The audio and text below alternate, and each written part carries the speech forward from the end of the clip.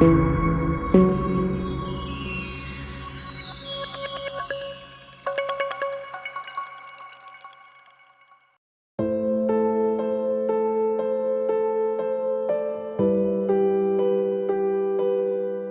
night Wálé died, everything changed in Ìjàgbó village. Blood covered the ground outside the elder's hut, and it felt like the air itself was heavy. I wanted to run but couldn't move. The village herbalist, Wálé, lay dead, his eyes wide open.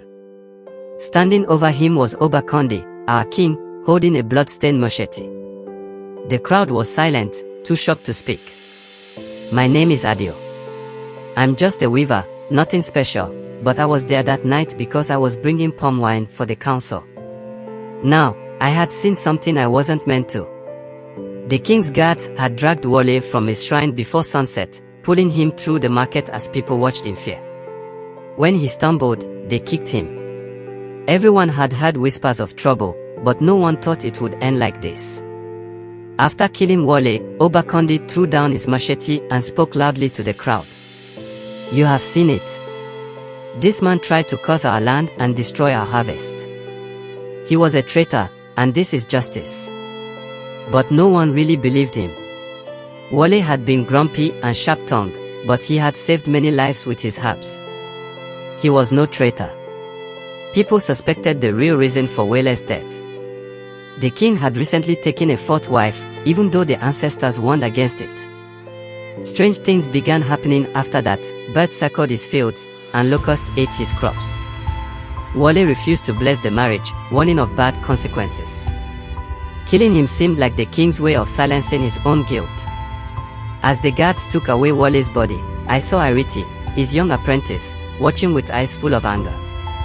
She slipped away into the night, and I knew deep down that this wasn't over. Days passed, but the village was tense.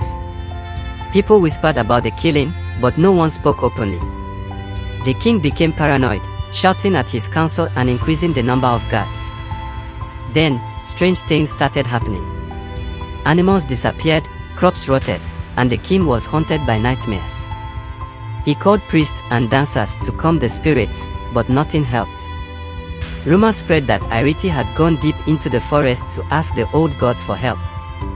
One morning, the villagers saw something terrifying. A calabash dripping with blood hung above the palace gate, holding a small carving of the king, pierced with thorns. That night, a fierce storm hit the village.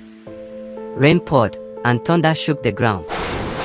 By morning, where Wálé's blood had spilled, a black tree grew, its sap smelling rotten. Everyone knew it was a bad omen. Ọba Kúndé became very sick. His body weakened as the village watched. He denied any curse, but everyone saw the truth. He was being punished. When Ireti returned, she walked into the marketplace without fear, supported by the elders who had stayed silent for too long. She told everyone how the king had betrayed their ways. There was no need for a trial. The people, tired of the king's cruelty, rose together. I hid and watched as they stormed the palace. They dragged the king from his bed, ignoring his cries. He was buried beneath the tree that had grown from Wálé's blood, a reminder of what had happened. The tree still stands today. Its roots are deep, and when the wind blows, it sounds like whispers. Life has moved on, but no one forgets. I see Ireti sometimes, carrying the memory of Wálé. We all do. This village has scars, and they will never fully heal. Thank you for watching. Remember to like and subscribe.